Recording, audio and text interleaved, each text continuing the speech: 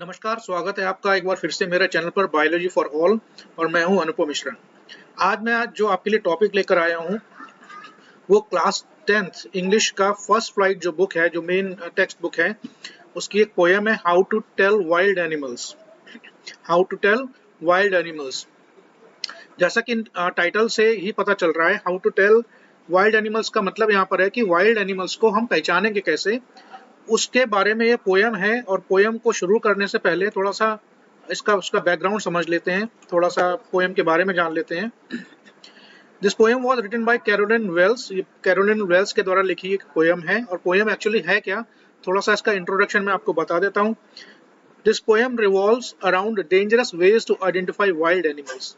ये पूरी पोयम किस पर बेस्ड इसका थीम है, इसमें पोइट ये बताता है कि किस तरीके से वाइल्ड एनिमल्स को आप बाकी अलग एनिमल्स से कैसे डिस्टिंग्विश कर सकते हैं, कैसे आइडेंटिफाई कर सकते हैं, कैसे उनको अलग पहचान सकते हैं। वो जो पहचानने के तरीके हैं वो कभी कभी काफी खतरनाक हो सकते हैं, उनकी लाइफ, आपकी लाइफ रिस्क पर हो सकती है कभी कभी।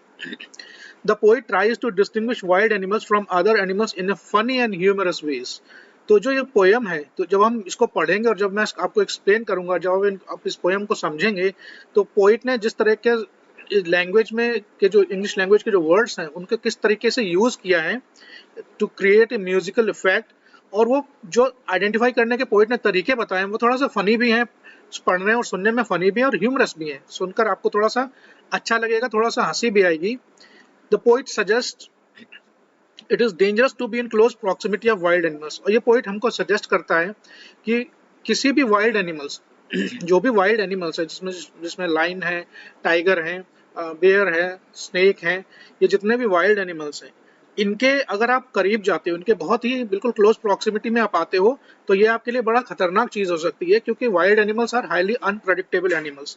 वाइल्ड एनिमल्स जो होते हैं उनको प्रेडिक्ट करना कि उनका बिहेवियर अगले पल कैसा होगा आपके लिए, वो बहुत ही मुश्किल होता है, बिल्कुल असंभव सा है।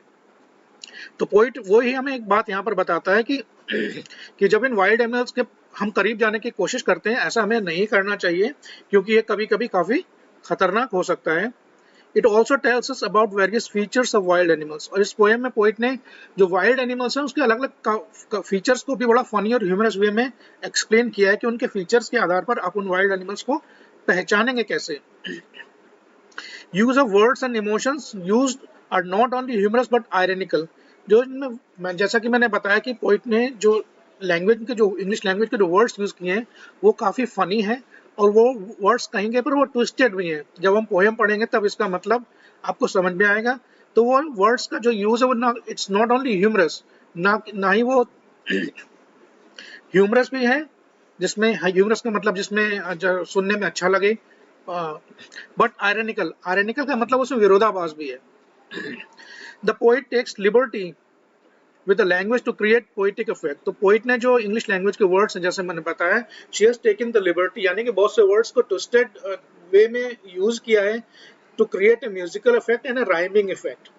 अ few words are deliberately written incorrectly to create a rhyming effect. बहुत सारे इंग्लिश के वर्ड्स जो उन्होंने जानबूझकर ऐसे लिखे हैं कि वो आपको पढ़ने में इनकरेक्ट लगेंगे, यानी कि जो इंग्लिश लैंग्वेज का किसी वर्ड की जो स्पेलिंग है और जो उनका सही प्रोनाउंसिएशन है, वैसा ना लिखकर कुछ वर्ड्स को डेलिबरेटली यानी कि जानबूझकर उसको उनको इनकरेक्टली लिखा है, ताकि वो राइमिंग इफेक्ट उस पर उस पोएम में हमको नजर आए।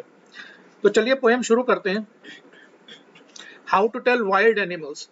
वाइल्ड, अब यहाँ पर इस पोएम का जो टाइटल है how to tell wild animals, का मतलब टेल का मतलब यहाँ पर बताना नहीं है, यहाँ पर टेल का मतलब how to identify wild animals. Wild animals को हम किस तरीके से पहचानेंगे। If you ever should go by chance to jungles in the east, and if there should to your advance a large, tawny beast, if he roars at you as you are dying, you know it is the Asian lion. LION, मैंने बहुत सारे बच्चों को और लोगों को सुना है बोलते हुए कि वो LION लायन को लॉयन बोलते हैं। हम बच्चे अपने छोटे बच्चों को भी यही सिखाते हैं, L फॉर लॉयन। इसका सही प्रोनाउंसिएशन लायन, LION लायन। तो पोइट कह रहा है कि अभी कभी आपको जिंदगी में कभी मौका मिले और आप ईस्ट में जंगल्स ईस्ट के जो जंगल है, ईस्ट का मतलब जो है जो ईस्टर्न कंट्रीज है, यानी कि जो पूरब में, जिसमें भारत हिंदुस्तान भी आता है, चाइना भी आता है, अफ्रीका भी आता है, जो ईस्टर्न कंट्रीज है उनके जंगल में कभी आपको जाने का मौका मिले, and if there should you to your advance, और उन जंगलों में कभी आपको एक एक जीव, एक एनिमल आपकी तरफ आता दिखाई पड़े, a large and tawny beast, एक बहुत भारी भरकम, एक बहुत ही विशाल ऐसा जानवर जो किस कलर का है, टॉनी का मतलब है येलोइश, उसका कलर कैसा है, पीले रंग का कलर है। If he roars at you, और वो अगर आपकी तरफ देखकर दहाड़े, एज यू आर डाइंग, और उसकी दहाड़ से आप इतना डर जाओ, आपको ऐसा लगे कि भाई मेरी इस डर की वजह से मेरी मृत्यु भी हो सकती है आपकी, you know it is the Asian lion, तो आप उसको पहचान सकते हैं, उस एनिमल को पहचान सकते हैं। वो एनिमल कौन सा है, एशियन लायन, यानी कि एशिया में जो पाए जाने वाले लायन यानी कि शेर हैं, आप पहचान सकते हो सही सही कि एक बड़ा सा जानवर है, काफी बड़ा है, येलोइश कलर है, और उसकी दहाड़ इतनी इतनी ज्यादा तेज है, उसका साउंड इतना ज्यादा तेज है कि उसके साउंड को सुनकर ही कई बार डर की वजह से कहीं आपकी मृत्यु ना हो जाए। तो आप समझ लें कि वो जानवर कौन सा है, it is the Asian lion, वो एशिया के जंगलों में पाए जाने वाला शेर है। नेक्स्ट पैराग्राफ, और if sometime when roaming around, a wild noble beast greets you with black stripes on a yellow ground, just notice it, just notice it eats you. A simple rule may help you to learn Bengal tiger to discern. और कभी कभी आप कभी जंगलों में कहीं घूम रहे हो और बाई चांस आपको एक नोबल वाइल्ड बीस्ट, देखिए नोबल भी है और वाइल्ड भी है, दो अपोजिट मीनिंग वाले वर्ड्स का यहाँ पर यूज किया है, ये थोड़ा सा आयरनी है, ये आयरनी है, आयरनी का विरोधाभास है।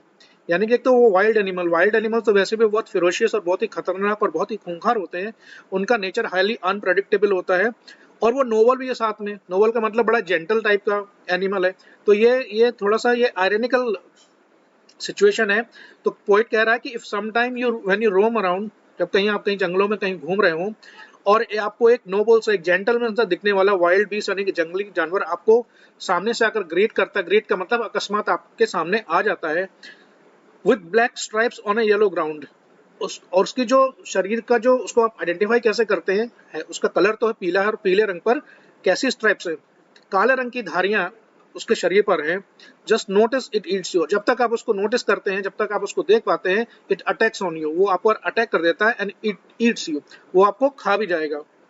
द सिंपल रूल में हेल्प यू टू लर्न, और पोइट ये बताता है कि भाई इसको, इससे बचने का एक बहुत सीधा तरीका है, the Bengal tiger to discern, यानी कि ऐसा जो जानवर जिसको आप आइडेंटिफाई अच्छे से नहीं कर पाते हैं, बड़ी आसानी से नहीं कर पाते, उसका कारण क्या होता है कि वो कई बार जो ऊंची ऊंची घास होती है, उनका जब जो घास सूख जाती है बर्ड, तो या छोटे छोटे पेड़ पौधे होते हैं वो सूख जाते हैं, इनका कलर येलो हो जाता है, और टाइगर के अंदर ये एबिलिटी है कि वो अपने आप को उस बैकग्राउंड में अपने आप को छुपा कर रख सकता है, कई बार दूर से देखने पर वो जानवर नजर नहीं आता है। तो पोइट यहाँ पर हमें सजेस्ट कर रहा है कि बहुत ही सिंपल सा रूल है, उसको आप समझ लीजिए कि वो कोई आपको ऐसा जानवर दिख जाए जिसकी बैकग्राउंड का, शरीर का बैकग्राउंड तो येलोइश है और उस पर काली स्ट्राइप्स है, और उसको आप आसानी से नहीं पहचान सकते, कई बार वो अपने आप को इस तरह से छुपा कर रखता है कि दूर से देखने पर वो नजर नहीं आता है, तो आप समझ लीजिए कि ये वो जानवर कौन सा है, it is the Bengal tiger, ये बंगाल टाइगर है जो कि भारत के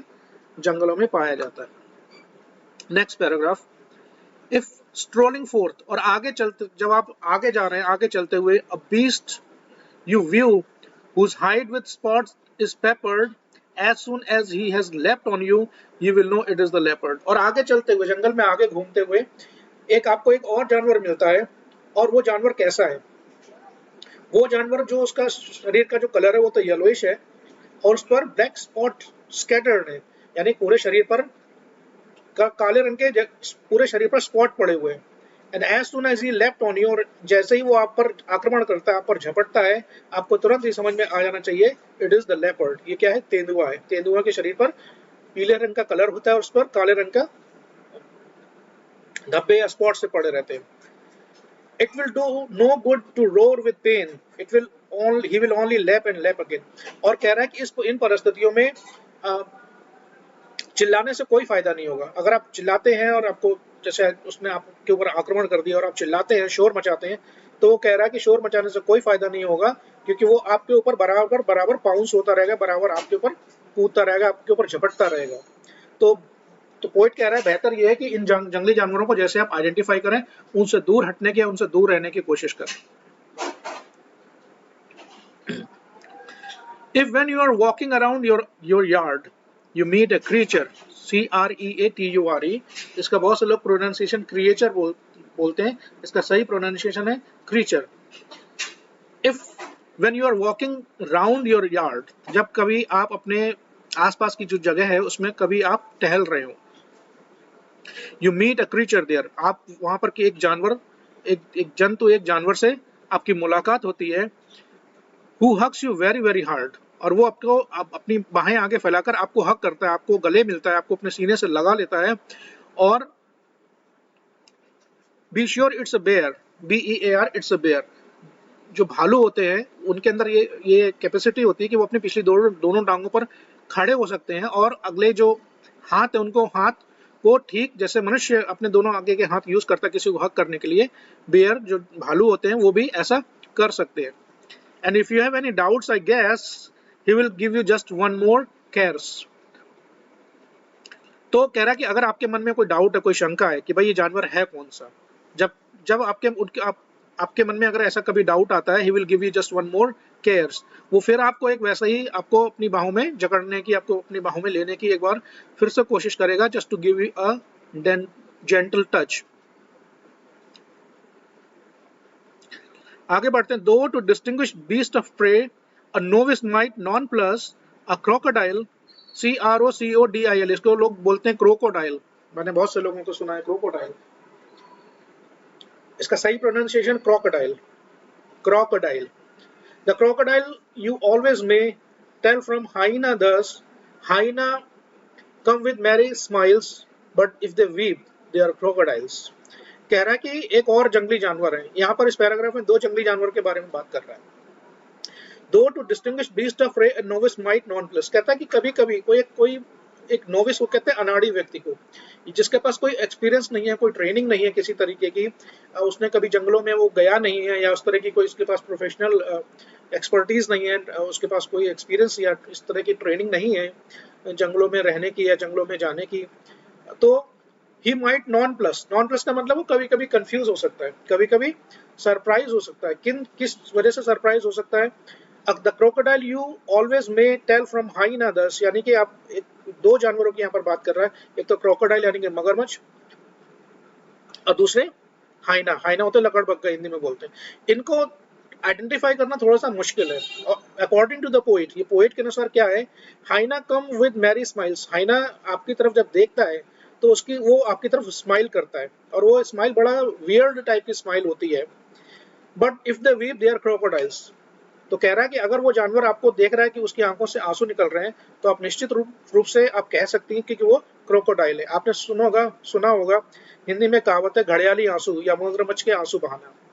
मगरमच्छ वास्तव में रोता नहीं है, वो बेसिकली कुछ एक बायोलॉजिकल प्रोसेस है जिसकी वजह से या कोई इस तरह की एक्टिविटी उनके शरीर में होती है जिसकी वजह से वो पानी उनकी आंखों से निकलता है, वो एक्चुअल में रोते नहीं है। तो वो कह रहा है कि अगर आपको ये कोई जानवर दिखाई पड़े तो आप उसको पहचानेंगे कैसे? अगर उसकी आंखों से पानी निकल रहा है, if they weep they are crocodile, अगर उनकी आंखों से पानी निकल रहा है तो आप समझ जाइए निश्चित रूप से वो हाइना नहीं है, ये क्रोकोडाइल है। यानी कि हाइना और क्रोकोडाइल दोनों को जब आप देखेंगे तो दोनों की स्माइल एक जैसी आपको दिखाई पड़ेगी, लेकिन कंफ्यूज आप ना हो तो इसके लिए बेहतर यह है कि उन जानवर की तरफ आप देखिए कि अगर उनकी आंखों से पानी निकल रहा है तो आप समझ जाइए कि वो एक क्रोकोडाइल है। इसका लास्ट पैराग्राफ पढ़ते हैं। The true chameleon is small, a lizard sort of thing. It hasn't any ears at all and not a single wing. If there is nothing on the tree, it's the chameleon you see. अब इसके बारे में बात करें, chameleon होता है गिरगिट, गिरगिट का नाम तो आपने सुना होगा और देखा भी होगा। तो कह रहा है कि गिरगिट जो उसका साइज है वो थोड़ा सा छोटा होता है और दिखने में कैसा लगता है, ये लिजर्ड होती है छिपकली, ये दिखने में छिपकली के जैसा दिखता है, लेकिन it has no ears at all, इसके कान नहीं होते हैं। जो रेप्टाइल्स होते हैं उनके कान नहीं होते हैं, क्रोकोडाइल, स्नेक, लिजर्ड्स, इनके कान नहीं होते हैं। तो एक कैमिलियन जो है छोटा सा जानवर है, देखने में कैसा लगता है, लिजर्ड के जैसा लगता है, इसके कान आपको देखोगे तो उसको आपको कान नजर नहीं आएंगे, क्योंकि कान एक्सटर्नल ईयर्स उनके नहीं होते हैं, and not a single wing, और उनके उड़ने वाले पंख भी नहीं उनके पास होते हैं, and there is nothing on the tree. और आपको अगर किसी पेड़ पर कुछ भी नहीं दिख रहा है तो आप निश्चित रूप से मान के चलिए कि वो एक कैमिलियन है, यानी कि गिरगिट है। गिरगिट के अंदर ये एबिलिटी होती है कि वो अपने जिस भी बैकग्राउंड में वो होता है, जिस भी जगह पर होता है, उसके बैकग्राउंड के कलर के अनुसार वो अपनी बॉडी स्किन का कलर चेंज कर सकता है।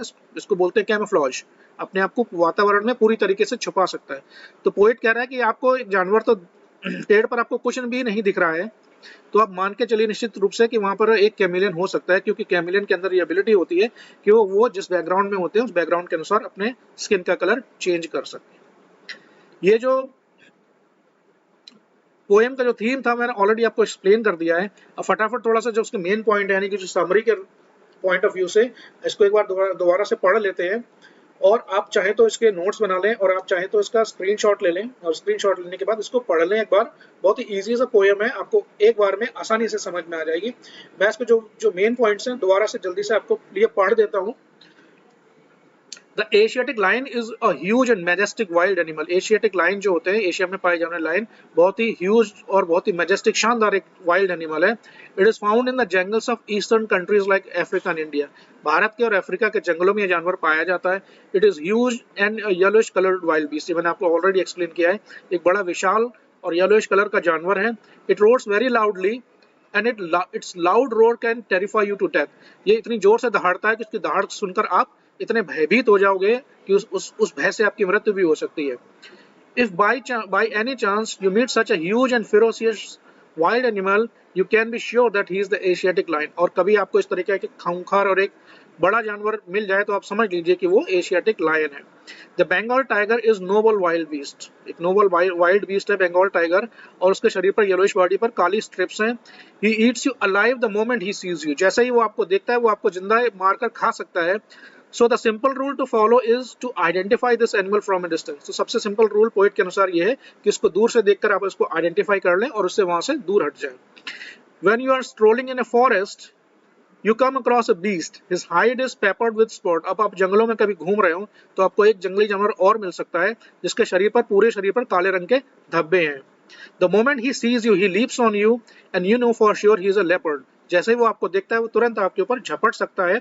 तो आप अगर वो आपके ऊपर झपटे तो आप निश्चित रूप से मान के चलिए कि वो एक लेपर्ड यानी कि तेंदुआ है।